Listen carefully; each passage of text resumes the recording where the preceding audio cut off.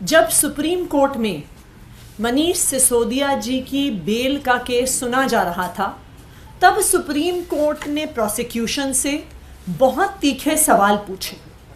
उन्होंने बार बार ईडी से एक ही सवाल पूछा कि आपके पास मनीष सिसोदिया जी से जुड़ी हुई मनी ट्रेल कहाँ है? क्या उनके पास पैसा आया? क्या उनके परिवार के पास पैसा आया? क्या उनकी किसी परिवार के या उनसे किसी जुड़ी हुई कंपनी के पास पैसा आया?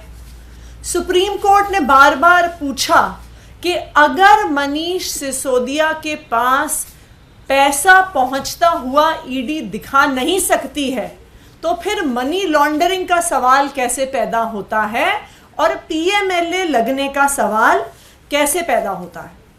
सुप्रीम कोर्ट ने यह भी सवाल पूछा कि जो सारी ईडी की प्रोसिक्यूशन का केस है वो सिर्फ और सिर्फ एक अप्रूवर दिनेश अरोड़ा की स्टेटमेंट्स के आधार पर है। इनफैक्ट जब हियरिंग चल रही थी तो सुप्रीम कोर्ट में यही कहा गया कि अप्रूवर तो अपनी जान बचाने के लिए कुछ भी कह सकता है, उसकी स्टेटमेंट पर कितना विश्वास किया जा सकता है। जो तीसरी चीज सुप्रीम कोर्ट ने उठाई, उन्होंने स्पष्ट तौर से बार बार ऑब्जर्व किया कि पॉलिसी मेकिंग कोर्ट के परव्यू में नहीं आती है। पॉलिसी मेकिंग में अगर लॉबिंग हुई भी तो लॉबिंग इलीगल नहीं है जब तक क्विड प्रो क्वो इस्टेब्लिश नहीं होता कि पैसे एक व्यक्ति से दूसरे व्यक्ति के हाथ में गए और जिस व्यक्ति के हाथ में गए उसने उस ब्लैक के पैसे को वाइट करने की कोशिश की, यानी मनी की लॉन्ड्रिंग की कोशिश की, तब तक पीएमएलए लागू नहीं होगा, तब तक कोई गुनाह नहीं होगा। इन तीखी ऑब्जर्वेशंस के बावजूद आज कोर्ट ने एक विपरीत ऑर्डर दिया है।